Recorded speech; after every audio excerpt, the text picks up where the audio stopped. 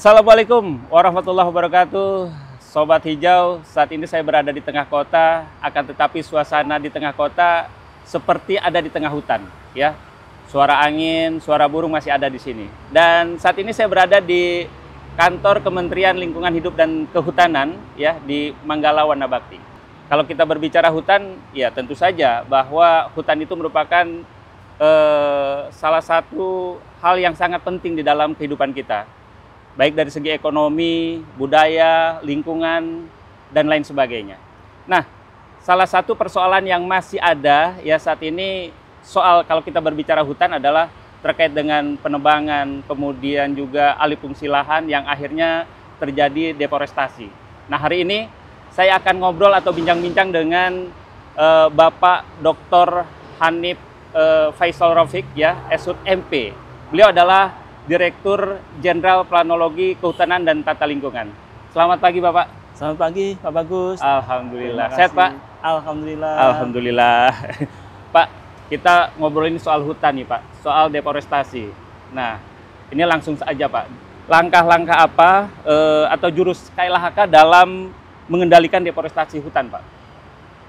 Terima kasih, Pak Bagus. Assalamualaikum warahmatullahi wabarakatuh. Terima kasih atas kesempatan kita pada hari ini.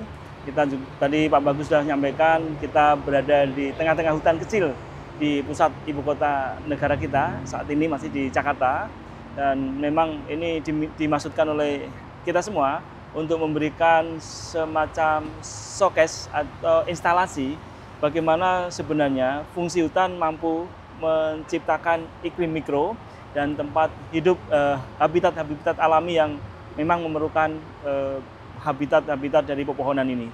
Jadi merupakan contoh konkret sebenarnya bagaimana hutan memberikan pengaruh mikroklimat di tengah-tengah kota yang semakin padat ini. Baik Pak Bagus, terima kasih atas undangan ini dan tadi tentu tema yang disampaikan oleh Pak Bagus terkait deforestasi memang sangat erat sekali dengan tusi Kementerian Lingkungan Hidup dan Kehutanan. Dalam konteks ini tentu Direktorat Jenderal Planologi Kehutanan dan Tata Lingkungan di dalam mengemban, memonitoring dan melakukan drive-drive, arahan-arahan terkait dengan pengendalian penggunaan hutan dan lahan. Bahwa upaya-upaya yang serius telah coba dilakukan oleh seluruh jajaran kita di Indonesia, dimanapun berada, di tingkat tapak sampai di Manggala Wana Bakti ini, Manggala bertugas memberikan arah-arahan bagaimana pengelolaan hutan itu bisa diimplementasikan di tingkat tapak.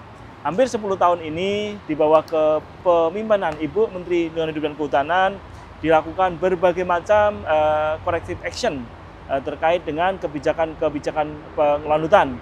Awal-awal tentu kita masih ingat bahwa di tahun 2014-an, 2015-an, maka deforestasi kita relatif tinggi. Bahkan pada periode tertentu mencapai sampai 3 atau 2 juta hektar. Nah, kemudian mulai menurun sejak tahun 2015, kemudian 17, 18, angkanya sudah mendekati angka 400.000 hektar yang sebelumnya relatif tinggi di seluruh wilayah di Indonesia. Dengan berbagai macam kebijakan itu, kemudian kebijakan ini menunjukkan efektivitasnya terlihat pada mulai tahun 2020.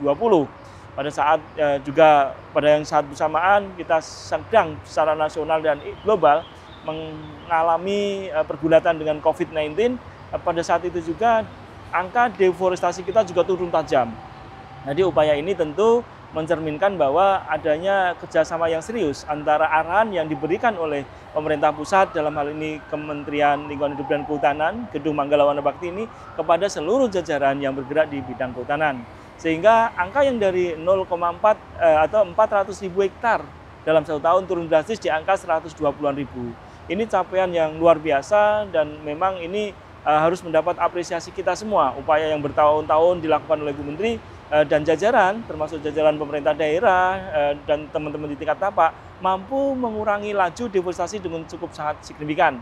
Sebenarnya target dari RPJM kita, Pak Bagus, itu deforestasi kita sebenarnya kemampuannya sebenarnya diperhitungkan di angka 400.000 sampai 300.000 hektar nanti di tahun 2024. Itu per tahun, Pak? Ya, ternyata dilakukan langkah-langkah yang strategis sehingga dari target yang akan kita capai melebihi dari target itu. Harusnya 400, kemudian Menteri Kehutanan dengan jajarannya mampu menguranginya sampai di angka tahun 2020 di angka 120.000 hektar. Kemudian dengan lesson learn ini dilakukan kembali evaluasi tahun 2021 itu di angka 110-an ribu, kemudian tahun 2022 itu 104.000 hektar per tahun di seluruh Indonesia. Kemudian terakhir kemarin angka deforestasi tercatatkan oleh kita maupun dari teman-teman internasional bahkan di angka yang sama 145, sekian ribu hektar di dalam 1 tahun 2023. Artinya apa? Bahwa upaya corrective action yang dilakukan oleh Ibu Menteri secara perlahan-lahan namun pasti mampu membuktikan bahwa Indonesia ternyata mampu mengurangi laju deforestasi dengan sangat signifikan. Ini tentu tidak lepas dari upaya kita semua dengan rule base atau garisan-garisan yang diberikan oleh Ibu Menteri Lingkungan Hidup dan Kehutanan. Nah, langkah konkret dalam menekan laju deforestasi ini apa, Pak? Langkah konkret dengan masyarakatnya, Pak? Sebenarnya langkah konkret tentu pada saat level di tingkat pimpinan kita memberikan regulasi-regulasi yang menjadi anutan implementasi di tingkat tapak.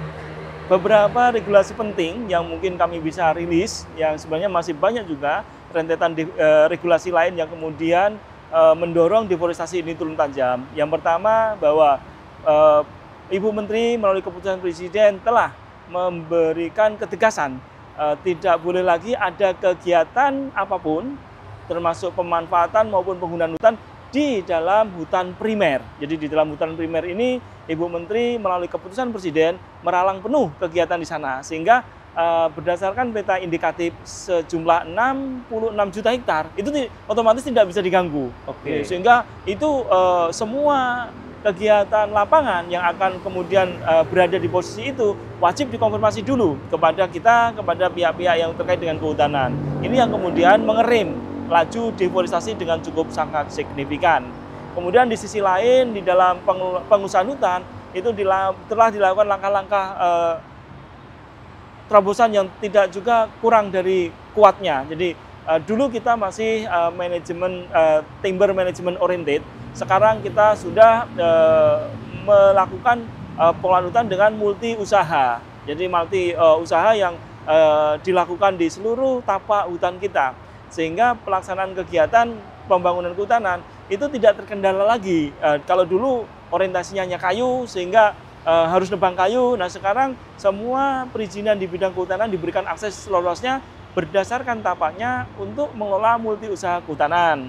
Jadi yang kaitannya dengan potensi jasa lingkungan, jasa air itu dibolehkan dan bisa mendapat benefit di situ. Sehingga itu juga otomatis juga mengurangi laju deforestasi kita. Sebelumnya memang juga sudah ada larangan ekspor log, itu juga mengurangi gratis. Artinya regulasi yang diperkuat, Pak ya? Iya, regulasi yang kemudian dikoreksi dan diperkuat oleh Ibu Menteri dan jajarannya, kemudian dikomunikasikan dengan jajaran daerah, mampu mengerim laju deforestasi. Oke, Pak, setelah ada penurunan deforestasi ini kan pastinya ada manfaatnya, Pak ya? Ini apa sih yang menjadi manfaat dari penurunan deforestasi ini, Pak? Sebenarnya ini pertanyaan yang memang selalu menjadi impian dari semua orang di global, di dunia ini, bahwa saat ini suhu kita jauh di atas suhu di sebelum pra-industrialisasi. Kita masih ingat industrialisasi itu digeber di Eropa tahun 1880-an. Kemudian sejak itu maka segala aktivitas manusia meningkat tajam, Mbak. Oke. Sehingga suhu sudah mulai naik. Bahkan terlaporkan dari UNFCCC posisi suhu kita sudah melampaui 1,1 derajat Celcius dibandingkan suhu yang di masa pre-industrialisasi. Sehingga begitu deforestasi turun, paling tidak di negara kita akan berkontribusi langsung secara signifikan terkait pengurangan emisi gas rumah kaca yang hari ini bukan lagi menjadi ancaman tapi sudah menjadi krisis. Jadi kita sudah mengenal yang namanya triple planetary crisis. Salah satunya adalah perubahan iklim tadi yang disebabkan oleh gas rumah kaca yang salah satu yang disebabkan diperparah oleh penggundulan hutan atau deforestasi. Sehingga dengan adanya pengurangan deforestasi, tentu angka ini berkontribusi langsung di dalam kita sendiri, artinya iklim mikro. Ini kan kita sedang di dalam hutan kecil sebenarnya. Kecil loh, nggak sampai setengah 2 hektar ya, tetapi iklimnya sudah mampu menyejukkan kita. Nah, artinya tersisalah hutan-hutan itu yang masih mampu membangun iklim mikro atau skala makro dalam skala nasional. Nah, secara internasional tentu ini bisa dihitung, dikalkulasi berdasarkan inventarisasi hutan nasional. Semua dunia tahu bahwa upaya ini secara akuntabel bisa diukur, bahwa kontribusi Indonesia yang cukup besar ini tentu merupakan upaya yang leading by example. Jadi kita ini negara yang tidak ngomong saja, tetapi menghadirkan contoh bagaimana sebenarnya kontribusi negara, pemerintah dan rakyatnya di dalam berkontribusi menurunkan emisi gas rumah kaca. Jadi semacam itu ya.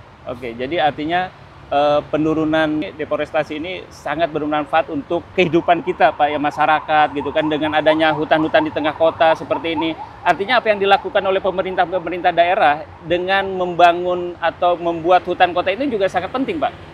Saya rasa demikian.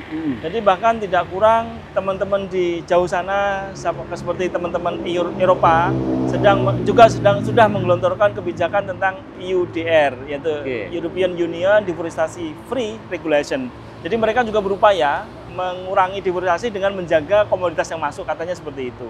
Sementara upaya kita sebenarnya secara signifikan juga telah dibangun terus oleh Ibu Menteri LHK seperti yang tadi kita sampaikan. Beberapa pelaksanaan pembangunan reforestasi, menciptakan hutan-hutan baru terus digenjot oleh Ibu Menteri melalui kolaborasi di dalam pembangunan hutan-hutan kota di seluruh provinsi, melalui kegiatan penghijauan yang dilakukan serentak oleh Ibu Menteri untuk menjadikan ini gaungnya. Setiap bulan Ibu langsung memimpin langsung serentak, tetapi sebenarnya tiap hari juga masing-masing kita telah melakukan kegiatan penanaman. Kemudian upaya meletakkan kegiatan rehabilitasi yang diharapkan mampu membangun reforestasi ini pada pemangku-pemangku usaha di bidang kehutanan. Contohnya seperti pinjam pakai penggunaan kawasan hutan. Kita mengenal pinjam pakai penggunaan kawasan hutan dibebani kegiatan rehabilitasi das seluas areal yang mereka gunakan. Jadi pada setiap katakan suatu perusahaan menggunakan areal 100 hektar, hari itu juga dia minimum harus membangun hutan baru di daerah yang tidak berhutan menjadi hutan seluas yang sama 100 hektar. Jadi demikian seterusnya. Artinya langkahnya yang dilakukan itu adalah penanaman, Pak, atau pemeliharaan atau pemulihan? Segala langkah dilakukan. Jadi terkait dengan reforestasi dari areal yang tidak berhutan menjadi berhutan, itu tentu dimulai dengan penanaman, dengan pengawalan ketat secara teknis oleh teman-teman dirjen yang lain yang menangani rehabilitasi hutan, kemudian pelaksanaan pengamanan daerah-daerah yang rawan deforestasi oleh teman-teman yang menangani penegakan hukum, kemudian pemanfaatan optimal kegiatan pemanfaatan hutan melalui teman-teman Direktorat Jenderal di Pengelolaan Hutan Lestari. Jadi semua secara komprehensif kemudian berupaya untuk membangun itu, kemudian untuk mesentasakan itu menjadi suatu kegiatan yang ragamnya serempak. Maka tahun 2022 Ibu Menteri kemudian menggelar menghantarkan kepada kita suatu program yang disebut Indonesia Voluncing. Jadi suatu kegiatan yang berlandaskan Sustainable Forest Management, kemudian Environmental Governance dan Carbon Governance di dalam menuju pengurangan angka yang sama, satu vektor yang sama, pengurangan emisi gas rumah kaca dalam satuan CO2 ekivalen. Jadi upaya itu yang kemudian hari ini telah diembededkan di semua perencanaan di level tapak. Artinya upaya yang dilakukan oleh Kementerian Kehutanan dalam langkah melakukan konsistensi terhadap deforestasi tersebut adalah dengan volu atau apa, Pak? Ya, tadi sudah kita sampaikan berbagai macam cara dilakukan dengan segala kegiatan corrective action-nya, mulai dari pelarangan pemanfaatan hutan primer tadi, PIP, kemudian pengelolaan hutan dengan multi usaha, kemudian efektivitas, selektivitas logging timber seperti itu, kemudian pelaksanaan pembebanan kewajiban rehabilitasi das, kemudian peningkatan terus pembangunan penghijauan masyarakat.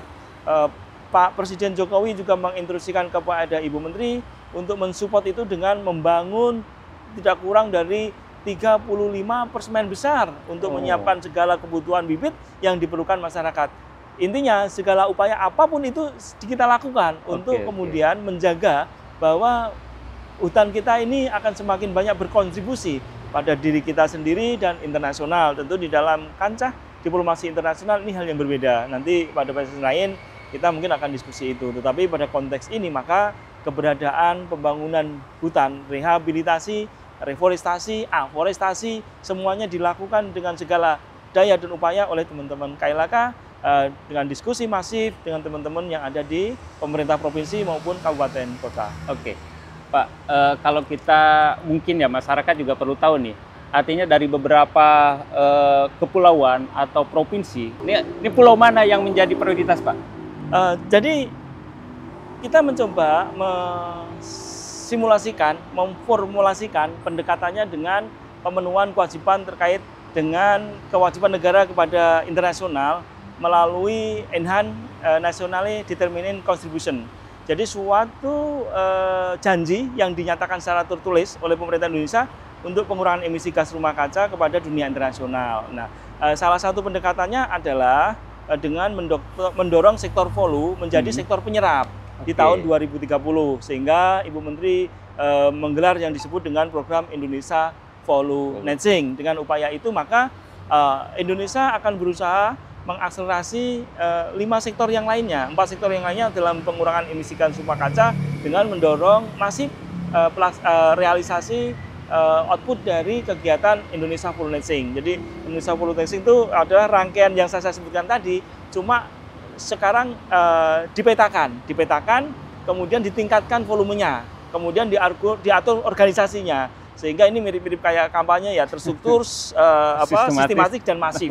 Masif karena volumenya besar, sistematik karena organisasinya dari Manggala sampai ke KPH ada, kemudian sistem masif, terstruktur karena semua provinsi punya target masing-masing. Nah, secara umum bila mana kita melandaskan kepada Enhanced Nationally Determined Contribution, maka kita melalui pendekatan pengurangan emisi. Jadi pendekatan pengurangan emisi itu dilakukan melalui 3 variabel utama. Yang pertama tentu pencegahan deforestasi. Nah, ini menjadi titik utama. Sekarang deforestasi itu masih terjadi di mana? Maka itu menjadi sasaran pertama, yaitu indikasi kita menyebutkan bahwa yang sedang menjadi sasaran deforestasi kita saat ini ada di Pulau Sumatera, Pulau Kalimantan, dan Pulau Papua. 3 pulau besar ini yang berkontribusi besar di dalam upaya kita mencegah deforestasi. Kemudian variabel kedua adalah karhutla yang berlanjut, karhutla yang seri, setiap hari terjadi, tiap tahun terjadi pada lokasi yang sama. Itu terjadi di mana? Juga Sumatera, Kalimantan, dan Papua. Nah, kemudian kemudian variabel ketiga adalah peluang untuk dilakukan reforestasi atau penanaman kembali. Jadi kalau berdasarkan 3 variabel tadi yang kita hitung menjadi suatu nilai tertimbang, maka prioritas kegiatan Indonesia Hulu Netting ada di 3 pulau utama, yaitu Pulau Sumatera, Kalimantan, dan Papua. Namun demikian, sebenarnya di luar konteks pencapaian emisi berdasarkan ancaman deforestasi, maka kita juga sudah menyusun upaya lain di dalam peningkatan penyerapan cadangan karbon melalui kegiatan rehabilitasi. Peluang besarnya justru ada di Jawa. Di Jawa dengan kemampuan sosial ekonomi yang cukup sangat tinggi, kemudian tanahnya yang subur, kemudian akses yang mudah, maka kita juga sedang menggelar kenceng kegiatan rehabilitasi melalui perhutanan sosial, hutan rakyat di Pulau Jawa dalam skema Indonesia Hulu Netting. Pak, ini semua pihak terlibat. Nah, di KLHK sendiri ada nggak sih program pelibatan masyarakat? Pelibatan masyarakat di dalam konteks pengurangan deforestasi pada konteks Indonesia Hulu Netting, katakan gitu. Itu juga dilakukan mulai dari penyusunan rencana kerja. Jadi penyusunan rencana kerja yang kita desain di 2022 di tingkat nasional, kemudian kita breakdown di tingkat provinsi. Nah, di tingkat provinsi itulah maka penyusunan rencana kerjanya itu melibatkan masyarakat dengan sangat intens. Seluruh jajaran diajak diskusi bagaimana mengkontribusi target yang dibebankan nasional ke masing-masing provinsi. Jadi mereka terlibat langsung. Kemudian gerakan masyarakat yang ada di bawah lain lagi itu dikoordinir oleh masing-masing teman-teman di tingkat UPT kepala dinas maupun KPH. Jadi mereka terlibat dengan serius. Kemudian keterlibatan yang lain, teman kita juga melakukan diskusi intensif dengan teman-teman yang saat ini sedang menyelesaikan pendidikan paling tidak di jurusan kehutanan. Jadi ini secara nasional kita bahkan materi kita menjadi kuliah pokok ini, materi perkuliahan yang dimandatkan di dalam masing-masing kurikulumnya melalui forum etika. Forum etika itu suatu forum pendidikan ilmu kehutanan tingkat tinggi. Jadi itu hampir 76 fakultas, jurusan maupun minat itu mengamanatkan untuk mengikuti perkuliahan Indonesia Full Nursing. Jadi itu yang sudah disusun. Kemudian pelibatan lebih lanjut melalui Green Leader Indonesia. Ibu Menteri tidak kurang melatih hampir seluruh pemuda di seluruh Indonesia pada posisi-posisi tertentu untuk ikut berkontribusi langsung di dalam sosialisasi dan turun langsung di dalam kontribusinya pembangunan Indonesia Full Nursing tadi. Oke. Ya, Sobat Hijau. Jadi itulah hal-hal yang dijelaskan oleh Bapak Hanif ya selaku Dirjen Planologi, Kehutanan dan Tata Lingkungan. Pak, sebelum berakhir nih Pak, apa ada pesan Bapak untuk masyarakat luas gitu kan, untuk rakyat Indonesia terkait dengan deforestasi ini Pak? Tentu menjadi tugas saya juga menyampaikan pesan kepada masyarakat, mari kita benar-benar jaga deforestasi dengan bijaksana. Jadi seminimal mungkin hindari penebangan pohon di hutan, di halaman, di pekarangan, perladangan, karena masing-masing pohon itu kontribusinya cukup sangat besar, menyiapkan oksigen dan menyerap karbonnya menjadi selulosa atau batang-batang kayu tersebut. Kemudian di sisi lain saya mengharapkan kepada kita semua, ayo menjadi motor penggerak meningkatkan serapan karbon dengan melakukan kegiatan penghijauan dimanapun berada, kegiatan rehabilitasi hutan dimanapun berada, apapun tusi Bapak, apapun peran Bapak, ayo kita menjadikan gerakan nasional. Bumi kita cuma satu, mari kita berkontribusi mulai hari ini. Demikian Pak Bagus. Sobat Hijau, demikian bincang-bincang kita dengan Bapak Dirjen Planologi, Kehutanan dan Tata Lingkungan Kementerian Lingkungan Hidup dan Kehutanan Republik Indonesia. Terima kasih Pak Dirjen, mudah-mudahan hutan kita tetap terjaga dan Indonesia tetap hijau. Amin. Terima kasih. Wassalamualaikum warahmatullahi wabarakatuh.